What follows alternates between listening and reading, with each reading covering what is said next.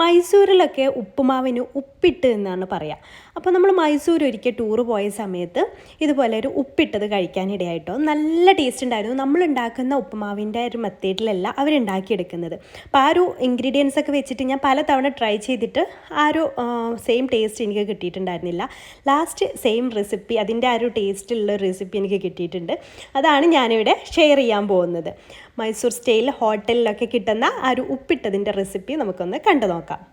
ആദ്യം നമുക്ക് പാനൊന്ന് ചൂടായതിന് ശേഷം അതിലേക്ക് ഒരു 3 ടേബിൾ സ്പൂണ് വെളിച്ചെണ്ണ ഒഴിച്ചു കൊടുക്കാം. വെളിച്ചെണ്ണ നന്നായിട്ടൊന്ന് ചൂടായിട്ട് വരുന്ന സമയത്ത് നമുക്കതിലേക്ക് ഒരു 1/2 ടീസ്പൂണ് കടുകിട്ട് പൊട്ടിച്ചെടുക്കാം.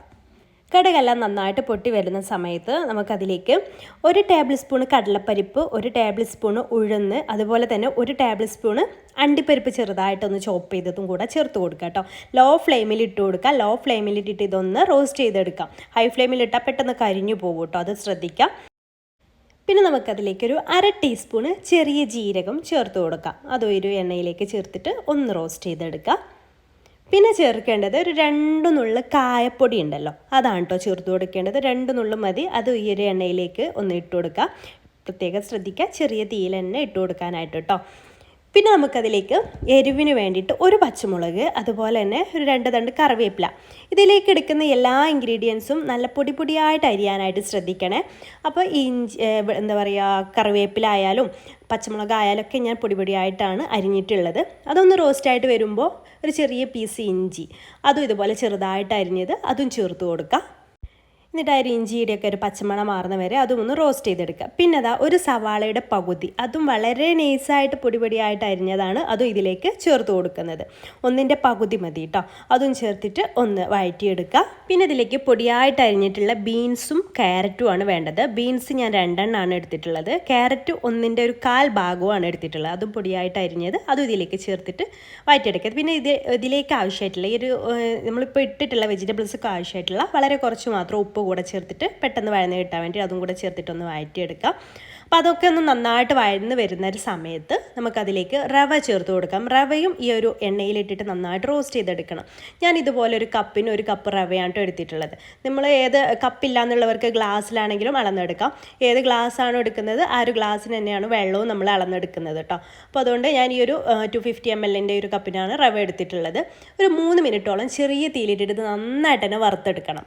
ഇനി നമുക്ക് ഈ ഒരു റവയിലേക്കൊക്കെ ആവശ്യമായിട്ടുള്ള കുറച്ച് ഉപ്പ് കൂടെ ചേർത്ത് കൊടുക്കാം. ഇനി നമ്മൾ എക്സ്ട്രാ വേറെ ഉപ്പൊന്നും ചേർക്കുന്നില്ല. ഇതിലേക്ക് ടോട്ടലായിട്ടുള്ള ഉപ്പെല്ലാം ഇപ്പോൾ ഇതിലേക്ക് ചേർത്തു. ആദ്യം ആ വെജിറ്റബിൾസൊക്കെ ആവശ്യമായിട്ടുള്ള ഉപ്പ് ചേർത്തിട്ടുണ്ടായിരുന്നു. പിന്നെ ഈ ഒരു റവയിലേക്ക് കൂടെ ആവശ്യമായിട്ടുള്ള ഉപ്പ് നമ്മൾ ചേർത്ത് കൊടുത്തു കേട്ടോ. എന്നിട്ട് ചെറിയ തീയിലിട്ടിട്ട് ഒരു 3 മിനിറ്റ് വേവിച്ചെടുക്കണം. ഈ ഒരു സമയത്ത് നമുക്ക് കുറച്ച് വെള്ളം തിളപ്പിക്കാൻ വെക്കണം. ഈ ഒരു കപ്പിന് തന്നെ, നമ്മൾ റവ എടുത്ത ഈ ഒരു കപ്പിന് തന്നെ 2.5 കപ്പ് വെള്ളം അടുത്തൊരു സ്റ്റൗവിൽ തിളപ്പിക്കാൻ വെച്ചിട്ടുണ്ട്. അപ്പോൾ ഒരു കപ്പിലേക്ക് 2.5 കപ്പ് വെള്ളം, ആ രീതിയിൽ കേട്ടോ. വെള്ളമൊക്കെ നന്നായിട്ട് തിളച്ച് വന്നിട്ടുണ്ട്. അപ്പോഴേക്കും ഇതൊരു 3 മിനിറ്റോളം ചെറിയ തീയിലിട്ടിട്ട് നന്നായിട്ട് റോസ്റ്റായിട്ട് വന്നിട്ടുണ്ട്. അപ്പോൾ അതിലേക്ക് ഒരു തിളച്ച് വെള്ളം ഒഴിച്ചു കൊടുക്കുക. ഹൈ ഫ്ലെയിമിൽ ഇട്ട് കൊടുക്കരുത്, ചെറിയ തീയിൽ തന്നെ വേണം. ഇനി ഇതിലേക്ക് നമുക്ക് ഒരു തക്കാളിയുടെ പകുതി ചെറുതായിട്ട് അരിഞ്ഞതും കൂടെ ഈ ഒരു സമയത്ത് ചേർക്കുക. തക്കാളി ആദ്യം തന്നെ ചേർത്താൽ നമ്മുടെ ഉപ്പുമാവിൻ്റെ കളർ ചേഞ്ച് ആവും, ഒരു പിങ്ക് ഷെയ്ഡിലേക്ക് വരും. അതുകൊണ്ട് ഈ ഒരു സമയത്താണ് തക്കാളി ചേർത്ത് കൊടുക്കേണ്ടത്. അതുകൂടെ ചേർത്തിട്ട് 3 മിനിറ്റ് ലോ ഫ്ലെയിമിലിട്ട് അടച്ചു വെച്ചിട്ട് കുക്ക് ചെയ്തെടുക്കുക. 3 മിനിറ്റിന് ശേഷം നന്നായിട്ടൊന്ന് മിക്സ് ചെയ്തെടുക്കുക. നന്നായിട്ട് തന്നെ കുക്കായിട്ട് വന്നിട്ടുണ്ടാവും. ഒരു 3 മിനിറ്റ് ലോ ഫ്ലെയിമിലിട്ട് കുക്ക് ചെയ്യുന്ന സമയത്ത് ഇടയ്ക്കൊന്ന് ഇളക്കി കൊടുക്കേണ്ട ആവശ്യമൊന്നുമില്ല കേട്ടോ. 3 മിനിറ്റ് കഴിഞ്ഞിട്ട് തുറന്നിട്ട് ഇതുപോലെ ഒന്ന് മിക്സ് ചെയ്തെടുത്താൽ മതി. പിന്നെ ലാസ്റ്റായിട്ട് ഇതിലേക്ക് കുറച്ച് 1 ടേബിൾ സ്പൂണോളം തേങ്ങ ചിരവിയത് ചേർത്ത് കൊടുക്കുക. എന്നിട്ട് നന്നായിട്ടൊന്ന് മിക്സ് ചെയ്തെടുക്കുക. ഇനി നമുക്കിതിലേക്ക് 1 ടേബിൾ സ്പൂൺ നെയ്യ് ചേർത്ത് കൊടുക്കണം. അതൊക്കെ ലാസ്റ്റ് സ്റ്റേജിൽ ചേർത്ത് കൊടുത്താൽ മതി, എന്നാൽ അതിൻ്റെയൊക്കെ കറക്റ്റ് ഫ്ലേവർ നമുക്ക് കിട്ടുള്ളൂ കേട്ടോ. അപ്പോൾ അതൊരു ടേബിൾ സ്പൂൺ ചേർത്ത് കൊടുക്കുക.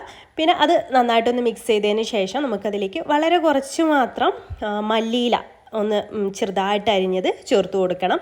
അപ്പോൾ ഈ നെയ്യിൻ്റെ ഇതെല്ലാ ഭാഗത്തേക്കൊന്ന് എത്തിയതിന് ശേഷം മല്ലിയില കൂടെ ഇതിലേക്ക് ചേർത്ത് കൊടുക്കുക. അതൊക്കെ കുറച്ച് മതി കേട്ടോ. പിന്നെ ഒരു സ്റ്റെപ്പ് കൂടെയുണ്ട്. ഒരു ചെറുനാരങ്ങയുടെ പകുതിയൊക്കെ മതി, അതിൻ്റെ നീരൊന്ന് ഇതിലേക്ക് ആക്കി കൊടുത്തിട്ട് എല്ലാം കൂടെ നന്നായിട്ടൊന്ന് മിക്സ് ചെയ്തെടുത്താൽ നമ്മുടെ ആ ഒരു ഹോട്ടൽ സ്റ്റൈലിലുള്ള ഉപ്പിട്ട് ഇവിടെ റെഡി ആയിട്ടുണ്ട് കേട്ടോ. സൂപ്പർ ടേസ്റ്റാണ്. അപ്പം നിങ്ങൾ മൈസൂരൊക്കെ പോകുന്ന സമയത്ത് ഹോട്ടലിൽ കയറിയിട്ടൊന്ന് ട്രൈ ചെയ്ത് നോക്കൊണ്ട്, ട്രൈ ചെയ്യാത്തവരുണ്ടെങ്കിൽ ട്രൈ ചെയ്തവർ കമൻറ്റ് ചെയ്യാൻ മറക്കരുത് കേട്ടോ. അപ്പോൾ അതേ ഒരു ടേസ്റ്റിൽ നമുക്ക് ഈ ഒരു ഉപ്പിട്ടത് കിട്ടിയിട്ടുണ്ട്. അപ്പോൾ ഈ രീതിയിൽ നിങ്ങൾ തയ്യാറാക്കി നോക്കിയിട്ടില്ലെങ്കിൽ എന്തായാലും ഒന്ന് തയ്യാറാക്കി നോക്കാൻ മറക്കരുത്. രാവിലെ ബ്രേക്ക്ഫാസ്റ്റിനൊക്കെ ഈസി ആയിട്ട് തയ്യാറാക്കുകയും ചെയ്യാം. എന്ന് ഒരേപോലെ ഉണ്ടാക്കുമ്പോൾ ഇടയ്ക്കൊക്കെ ഈ രീതിയിലും തയ്യാറാക്കി നോക്കണം കേട്ടോ. വീഡിയോ ഇഷ്ടമായാൽ ഷെയർ ചെയ്ത് കൊടുക്കാനും ലൈക്ക് ചെയ്യാനും മറക്കരുത്. നമ്മുടെ പേജ് ഫോളോ ചെയ്യാത്തവർ പ്ലീസ് ഒന്ന് പേജ് ഫോളോ കൂടെ ചെയ്തിട്ട് സപ്പോർട്ട് ചെയ്യണം കേട്ടോ.